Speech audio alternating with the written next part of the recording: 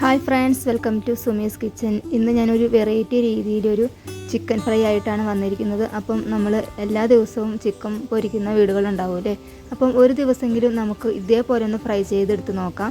അപ്പോൾ ഈ വീഡിയോയിലേക്ക് കിടക്കുന്നതിന് മുന്നേ തന്നെ എൻ്റെ വീഡിയോ ഇഷ്ടമായ എല്ലാവരും ഒന്ന് ലൈക്ക് ചെയ്യാനും സബ്സ്ക്രൈബ് ചെയ്യാനൊന്നും മറക്കരുത്. അപ്പോൾ നമുക്ക് വേഗം വീഡിയോയിലേക്ക് കിടക്കാം. അതിനായിട്ട് ഞാൻ ഒരു 1/2 കിലോ കോഴി ഞാൻ നന്നായി കഴുകി വൃത്തിയാക്കി വെച്ചിട്ടുണ്ട്. അപ്പം കാലൊക്കെ നന്നായി ഒന്ന് ചെറുതാക്കി ഒന്ന് വരഞ്ഞിട്ടൊക്കെ വെച്ചിട്ടുണ്ട്. അപ്പോൾ ആദ്യം നമുക്ക് ഇതിലേക്ക് ഒരു പാത്രത്തിലേക്ക് ഇട്ട് കൊടുത്തിട്ടുണ്ട്. അതിന് ശേഷം ഞാനിതിൽ 1/2 ടീസ്പൂൺ മഞ്ഞൾപ്പൊടി ഇട്ട് കൊടുത്തിട്ടുണ്ട്. പിന്നെ 1 ടീസ്പൂൺ മുളക് പൊടി ചേർത്ത് കൊടുത്തിട്ടുണ്ട്. പിന്നെ ഒരു 1/2 ടീസ്പൂൺ മല്ലിപ്പൊടി ചേർത്ത് കൊടുക്കുന്നുണ്ട്. പിന്നെ ഞാനിതിലേക്ക് ചേർത്ത് കൊടുക്കുന്നത് 2-3 വെളുത്തുള്ളി ഒന്ന് ചതച്ചതാണ് ഇട്ട് കൊടുക്കുന്നത്.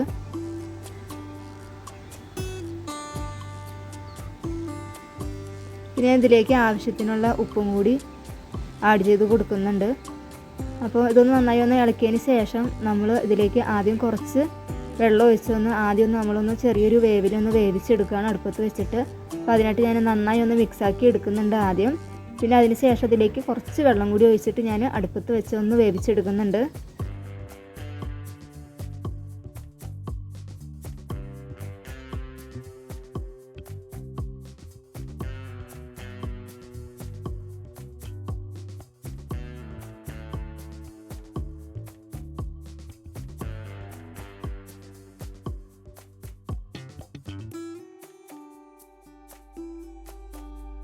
ഇതിപ്പോൾ നമ്മുടെ ഇറച്ചിയൊക്കെ ഒന്ന് നന്നായി ഒന്ന് തിളച്ച് വന്നിട്ടുണ്ട്. ഒന്ന് പകുതി വേവായിട്ടുണ്ട്. ഇനി നമുക്കിതൊന്ന് ചൂടാറാൻ മാറ്റി വയ്ക്കാം.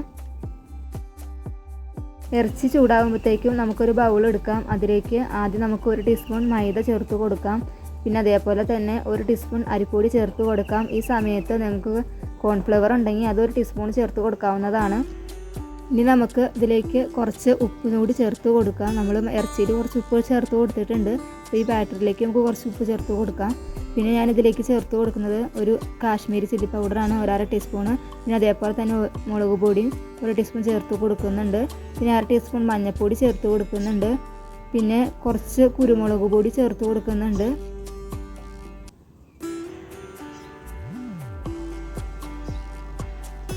പിന്നെ ഇതിലേക്ക് കുറച്ച് ഗരം മസാലയും കൂടി ചേർത്ത് കൊടുക്കുന്നുണ്ട്.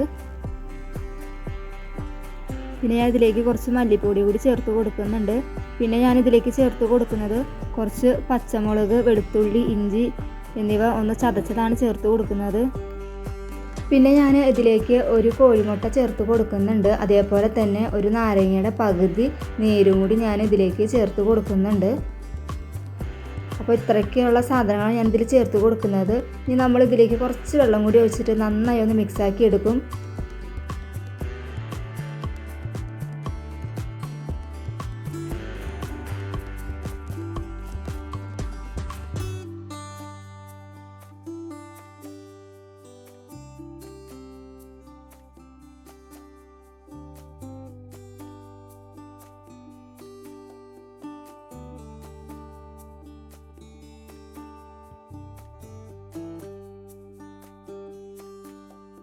ഇതിപ്പോൾ ഞാനിവിടെ നന്നായി മിക്സാക്കി വെച്ചിട്ടുണ്ട്.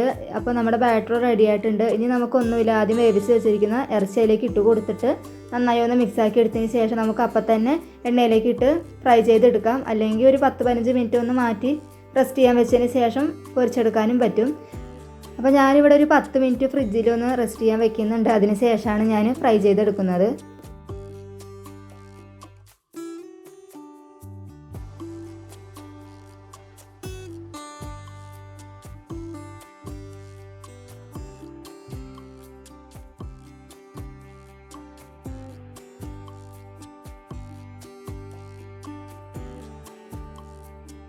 ഇതിപ്പോൾ ഒരു 10 മിനിറ്റ് ആയിട്ടുണ്ട്. അപ്പോൾ നിങ്ങൾക്ക് കാണുമ്പോൾ തന്നെ അറിയാം കോഴിയിലേക്കൊക്കെ നമ്മുടെ മസാലയൊക്കെ നന്നായി പിടിച്ച് വന്നിട്ടുണ്ട്. അപ്പോൾ ഇനി നമുക്കിത് ഫ്രൈ ചെയ്തെടുക്കാം. അപ്പോൾ അതിനായിട്ട് ഞാൻ ഒരു പാൻ അടുപ്പത്ത് വെച്ചിട്ടുണ്ട്. അപ്പോൾ പാനിൽ വെളിച്ചെണ്ണ ഒഴിച്ച് കൊടുത്തിട്ടുണ്ട്. അപ്പോൾ വെളിച്ചെണ്ണയിൽ തന്നെ നമുക്ക് കോഴി പൊരിച്ചെടുക്കാം. നല്ലൊരു ടേസ്റ്റാണ് വെളിച്ചെണ്ണയിൽ പൊരിച്ചെടുത്ത് കഴിഞ്ഞാൽ. അപ്പോൾ നമ്മുടെ വെളിച്ചെണ്ണ നന്നായി ചൂടായതിന് ശേഷം നമ്മളിതിലേക്ക് ഓരോ പീസ് ഇട്ട് കൊടുക്കുകയാണ്.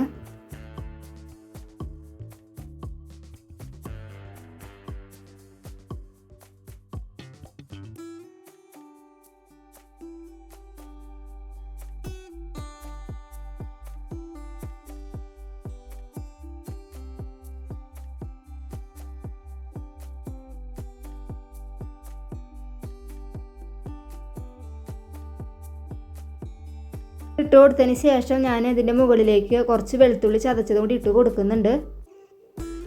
അപ്പം ഇനി നമുക്ക് ഒരു ഭാഗം ഒന്ന് നന്നായി ഒന്ന് ഫ്രൈ ചെയ്തെടുക്കാം.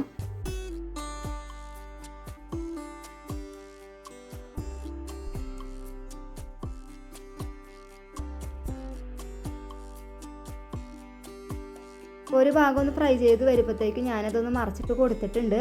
ഈ സമയത്ത് നമുക്ക് ഇതിലേക്ക് കുറച്ച് കറിവേപ്പിലയും പിന്നെ 2-3 പച്ചമുളകും ഒന്ന് ചെറുതായി കീറിയതും കൂടി ഇട്ട് കൊടുക്കുന്നുണ്ട്.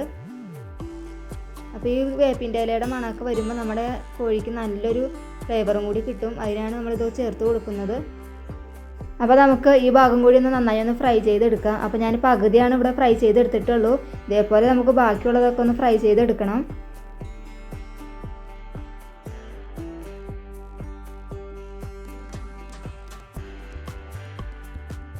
ഇതിപ്പോൾ ഇതാ 2 ഭാഗവും ഫ്രൈ ചെയ്ത് വന്നിട്ടുണ്ട്. കാണുമ്പോൾ തന്നെ കാണാം നല്ല അടിപൊളിയായിട്ട് വന്നിട്ടുണ്ട്. ഇനി നമുക്കിത് എണ്ണയിൽ നിന്ന് കോരിയതിന് ശേഷം ബാക്കിയുള്ളതും ഇതേപോലെ തന്നെ നമുക്കൊന്ന് ഫ്രൈ ചെയ്തെടുക്കാം.